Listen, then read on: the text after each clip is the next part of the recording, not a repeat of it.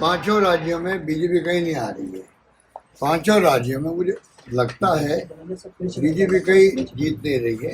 एक नंबर 2, राजस्थान के अंदर जगदीशपुर कुछ भी आ जाए, सटोरिया कुछ भी कह दे, आप लोग कुछ भी दिखा दो मीडिया वाले, और सर्वे कुछ भी आया आपके मीडिया के अंदर, जो प्री पोल सर्वे आ चुके हैं, तब भी मेरा हंच कहता है, जो मैं कमेंट सुनता हूँ लोगों से, आम लोगों से, गांव में, शहर में, पिछले 6 महीने से, उससे मुझे लगता है कि सरकार हमारी आनी चाहिए। मैं कोई एक एक सीट की कैलकुलेशन करता नहीं कभी। मेरा हंच कहता है कि इस बार कांग्रेस सरकार पब्लिक बनाएगी। उसके 3 कारण हैं। एक तो हमारे खिलाफ हिंदुस्तान में पहली गवर्नमेंट ऐसी है जो एक्सपर्ट कहते हैं जिसके खिलाफ बिल्कुल ही एंटी इनकम्बेंसी नहीं है, वरना होता ही होता है। ये हमारा बहुत बड़ा प्लस पॉइंट हो गया। नंबर 2, मुख्यमंत्री के बारे में सबकी एक ही राय है। बीजेपी का वोटर भी कहेगा काम करने में कोई कमी नहीं रखी मुख्यमंत्री ने। नंबर 2। नंबर 3, जो मोदी जी, अमित शाह जी 5 साल मुख्यमंत्री का आए, केंद्रीय मंत्री की तो लाइन लगी हुई थी, सबने एक भाषा बोली। वो भाषा थी डरावनी, भाषा थी बदले भावना की, तनाव पैदा करने वाली। जो भाषा बोल रहे थे वो किसी को पसंद नहीं आ रही, और मुझ पर तो धावा बोल दिया, क्योंकि सरकार गिरा नहीं पाई मेरी। जैसे इन्होंने मध्य प्रदेश, कर्नाटक, आंध्र प्रदेश सरकार गिराई, वैसी सरकार राजस्थान बिहार में फेल हो गए। वो दर्द इन्हें छिपा हुआ है दिल के अंदर। इतने सोच समझ के सबने जो प्लानिंग की हो दिल्ली बैठ करके कि किसी भी तरह हमें राजस्थान की सरकार को इस बार रिपीट नहीं करने देना है। उस रूप में लैंग्वेज बोल रहे थे गुस्से के अंदर। योगी जी महाराज बहुत तो जानते क्या बोलते थे।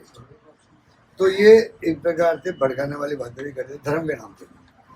लगता है कि अगर वो चल गया इनका तो अलग बात है, पर परसेप्शन है वो चला नहीं, इनका नहीं चला तो हम सरकार बनाएंगे। दोबारा मुख्यमंत्री बनेंगे। राहुल गांधी को लेकर के जैसे सूरत कोर्ट में उनके 2 साल की सजा हुई, उनकी मेंबरशिप चली गई, चुनाव लड़ने पर संदेह हुआ, बाद में सुप्रीम कोर्ट से राहत मिली। ठीक वैसे ही यूपी के सुल्तानपुर में अदालत ने नोटिस जारी किया राहुल गांधी को, 16 दिसंबर को तलब किया है, और उसमें यह है कि अमित शाह को लेकर के उन्होंने 2018 में बेंगलुरु में मर्डर कहा था, और वहाँ जो वकील हैं बीजेपी से जुड़े हुए हैं उन्होंने राहुल गांधी के लिए 2 साल की सजा मांगी, और सेम वैसे ही उनकी मेंबरशिप जाने की तैयारी, वो चुनाव न लड़ पाए ऐसी तैयारी एक बार फिर नजर आ रही है। देखिए, राहुल गांधी जी के बारे में जो ये हमला बोल रहे हैं ना, ये 2024 में महंगा पड़ेगा इनके लिए। तो चॉइस जो है आ रहा है, उसमें मोदी जी का वो हो रहा नहीं रहा है जो पहले था। मोदी मोदी मोदी जो बोलते थे, अब कहाँ बोलते हैं, तो बोलते नहीं। मीटिंगों में वो लोग नहीं आते, पहले आते थे। अब वो नहीं समझ पा रहे, उनकी मर्जी है। सर, मेंबरशिप जाने की खतरा है, 2 साल की सजा। जाने वाले नहीं है, इनके षड्यंत्र चलते रहते हैं, उसके बाद मैं कोई कमेंट नहीं कर सकता। ये लोग षड्यंत्रकारी, देश को बर्बाद कर रहे हैं, लोकतंत्र की हत्या कर रहे हैं, और संविधान की धज्जियां उड़ा रहे हैं। चाहे जुडिशरी हो, दबाव में है। इलेक्टेड गवर्नमेंट ऑफ इंडिया का आप देख ही लो क्या हो रहा हाल। इलेक्टेड गवर्नमेंट ऑफ इंडिया का जो बिहेवियर है वो माकूल है क्या? और ईटिंग कंप्लेंट CBI भेज रहे अभी तक घरों में लोगों के, और उनकी क्रेडिबिलिटी खत्म कर रहे हैं। जबकि मैं चाहता हूँ वो रहे। इकोनॉमिक ऑफेंस जरूरी है, एजेंसी है, ये इनकम टैक्स जरूरी है रेवेन्यू बढ़ाने के लिए। उनकी बजाय इन सबका डाइवर्ट कर दिया पॉलिटिक्स के ऊपर, तो कितना बड़ा नुकसान देश को हो रहा है। इकोनॉमिक ऑफेंस कितना हो रहा है, बढ़ता जा रहा है, बढ़ता जा रहा है। वो इनकी परवाह नहीं है। एजेंसी का काम वो है जो नहीं कर रहे वो लोग, उनकी क्रेडिबिलिटी खत्म हो रही है। आजकल एजेंसी वाले आते हैं ना, पहले इतना करते हैं हम 12 बजे आने वाले, भाई आप देख लेना, आप सोच सकते हो कहाँ जा रहा है देश। ये तमाम बातें चिंताजनक है देश के लिए। अब देशवासी कब समझेंगे उसका इंतजार करो। सर, मैं समझता हूँ कि अब समझेंगे। अब मैं कहीं बात करता हूँ तो कई जगह लोग समझने लग गए हैं कि ये कहते हो कुछ है, करते कुछ है। क्योंकि चाल से तो चेहरा सामने आ चुका, देश से सामने आ चुका है। देश की बर्बादी से बचाने के लिए मीडिया की बहुत बड़ी भूमिका होती है। आज़ादी जंग के अंदर भी उनकी भूमिका थी। उस भूमिका में मीडिया आते हुए क्यों डरता है? आज पूरा मीडिया डरा हुआ, गोदी मीडिया क्यों कराता है?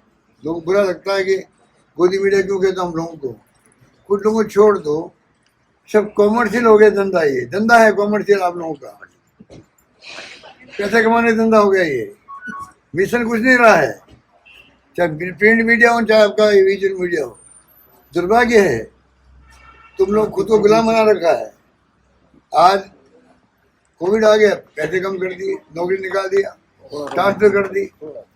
हिंदुस्तान भर में कई जगह ऐसा हो रहा है। कई लोग अच्छा काम भी कर रहे हैं, रिस्क ले रहे हैं, रिस्क भी ले रहे हैं लोग, रिस्क ले रहे हैं लोग। आपकी मजबूरी है, आपको अपना घर चलाना है, पर जो मिशन आपका होना चाहिए ईमानदारी की बात है। चौथा स्तंभ क्या है? चौथा स्तंभ के हिसाब से आप लोग काम कर रहे हो क्या, कर पा रहे हो क्या? अपनी अंतराल में पूछो, मुझसे मत करवाओ। सर क्या मुझे गुस्सा इसलिए आ रहा है, मुझे गुस्सा कोई मालिक है या मीडिया में नहीं आ रहा है, मुझे आ रहा है कि देश के हालात जो बिगड़ रहे हैं, जब देश बर्बादी हो जाएंगे फिर तुम भी कुछ नहीं कर पाओगे। कोई नहीं बोल पा रहा है।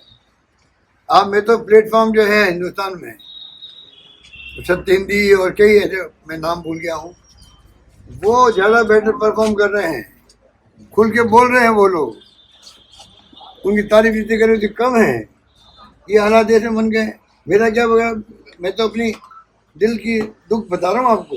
मुझे दुख हो रहा है कि देश की दिशा में जा रहा है।